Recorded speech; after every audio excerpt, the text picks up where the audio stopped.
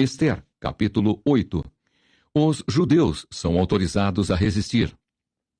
Naquele mesmo dia, deu o rei Assuero à rainha Ester a casa de Amã, inimigo dos judeus. E Mordecai veio perante o rei, porque Ester lhe fez saber que era seu parente. Tirou o rei o seu anel que tinha tomado a Amã e o deu a Mordecai. E Ester pôs a Mordecai por superintendente da casa de Amã. Falou mais Ester perante o rei, e se lhe lançou aos pés. E com lágrimas lhe implorou que revogasse a maldade de Amã, o agagita, e a trama que havia empreendido contra os judeus.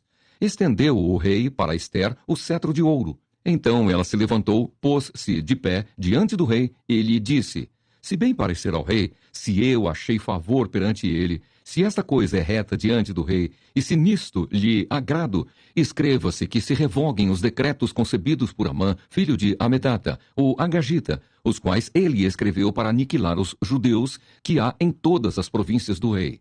Pois como poderei ver o mal que sobrevirá ao meu povo? E como poderei ver a destruição da minha parentela? Então disse o rei Assuero à rainha Ester e ao judeu Mordecai: Eis que dei a Ester a casa de Amã, e a ele penduraram numa forca, porquanto intentara matar os judeus. Escrevei, pois, aos judeus, como bem vos parecer, em nome do rei, e selai-o com o anel do rei. Porque os decretos feitos em nome do rei, e que com o seu anel se selam, não se podem revogar. Então foram chamados sem detença os secretários do rei aos 23 dias do mês de Sivã, que é o terceiro mês. E segundo tudo quanto ordenou Mordecai, se escreveu um edito para os judeus, para os sátrapas, para os governadores e para os príncipes das províncias, que se estendem da Índia à Etiópia, 127 províncias, a cada uma no seu próprio modo de escrever, e a cada povo na sua própria língua. E também aos judeus, segundo o seu próprio modo de escrever e a sua própria língua. Escreveu-se em nome do rei Assuero e se selou com o anel do rei. As cartas foram enviadas por intermédio de correios, montados em jinetes, criados na coldelaria do rei. Nelas, o rei concedia aos judeus de cada cidade que se reunissem e se dispusessem para defender a sua vida, para destruir, matar e aniquilar, de vez, toda e qualquer força armada do povo da província que viessem contra eles, crianças e mulheres, e que se saqueassem os seus bens. No mesmo dia, em todas as províncias do rei Assuero, no dia 13 do 12º mês, que é o mês de Adar. A carta que determinava a proclamação do edito em todas as províncias foi enviada a todos os povos, para que os judeus se preparassem para aquele dia para se vingarem dos seus inimigos. Os correios montados em jinetes, que se usavam no serviço do rei, saíram incontinenti, impelidos pela ordem do rei, e o edito foi publicado na cidadela de Susã. Então Mordecai saiu da presença do rei com veste real, azul celeste e branco, como também com grande coroa de ouro e manto de linho fino e púrpura. E a cidade de Susã exultou e se alegrou.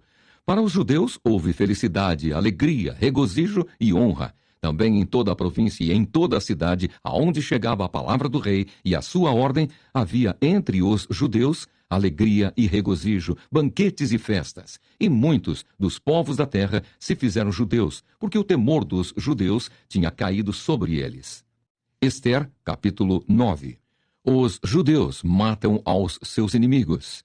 No dia 13 do 12º mês, que é o mês de Adar, quando chegou a palavra do rei e a sua ordem para se executar, no dia em que os inimigos dos judeus contavam assenhorear-se deles, sucedeu o contrário, pois os judeus é que se assenhorearam dos que os odiavam, porque os judeus, nas suas cidades, em todas as províncias do rei Assuero, se ajuntaram para dar cabo daqueles que lhes procuravam o mal.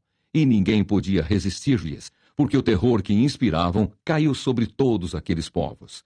Todos os príncipes das províncias e os sátrapas e os governadores e os oficiais do rei auxiliavam os judeus, porque tinham caído sobre eles o temor de Mordecai. Porque Mordecai era grande na casa do rei e a sua fama crescia por todas as províncias, pois ele ia se tornando mais e mais poderoso. Feriram, pois, os judeus a todos os seus inimigos a golpes de espada, com matança e destruição, e fizeram dos seus inimigos o que bem quiseram. Na cidadela de Susã, os judeus mataram e destruíram a 500 homens, como também a Parsandata, a Dalfon, a Aspata, a Porata, a Adalia, a Aridata, a Farmasta, a Arisai, a Aridai e a Vaizata, que eram os 10 filhos de Amã, filho de Amedata, o inimigo dos judeus. Porém, no despojo não tocaram. No mesmo dia foi comunicado ao rei o número dos mortos na cidadela de Susã.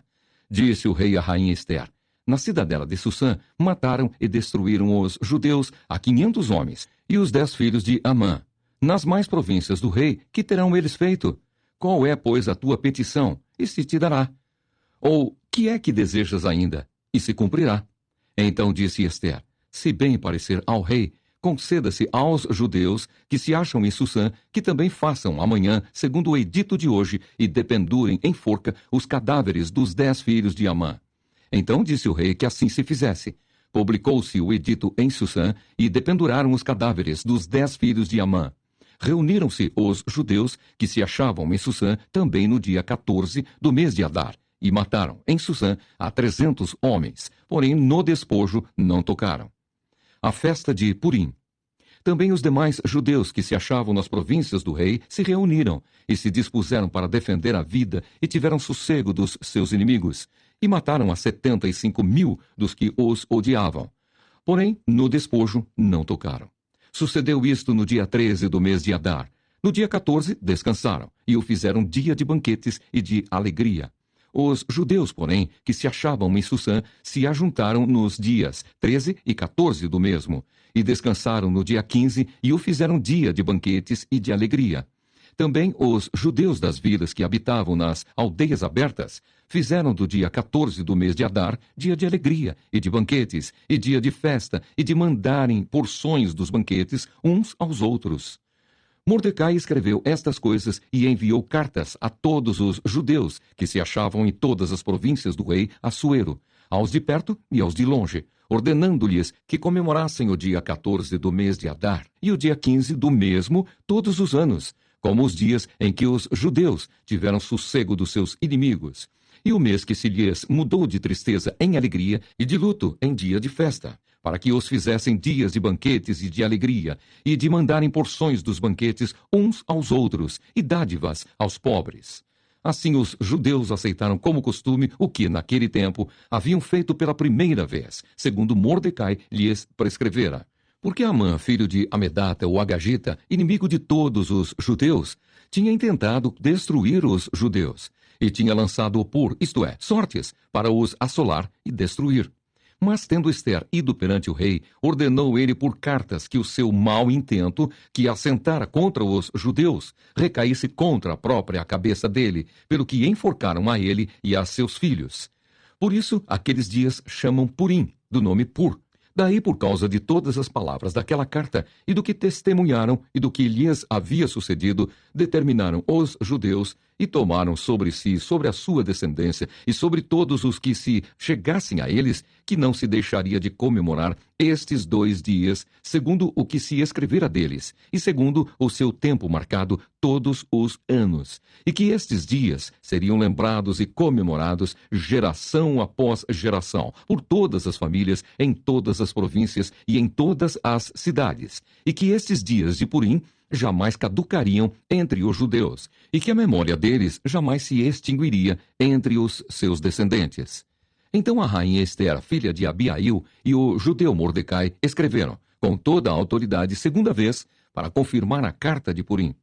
Expediram cartas a todos os judeus, às 127 províncias do reino de Assuero, com palavras amigáveis e sinceras, para confirmar estes dias de Purim nos seus tempos determinados, como o judeu Mordecai e a rainha Ester lhes tinham estabelecido, e como eles mesmos já o tinham estabelecido sobre si e sobre a sua descendência acerca do jejum e do seu lamento.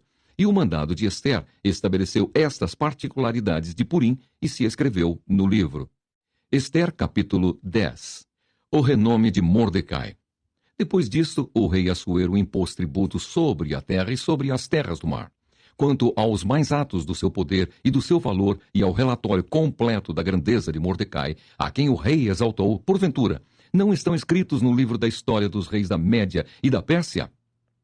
pois o judeu Mordecai foi o segundo depois do rei Assuero, e grande para com os judeus, e estimado pela multidão de seus irmãos, tendo procurado o bem-estar do seu povo e trabalhado pela prosperidade de todo o povo da sua raça.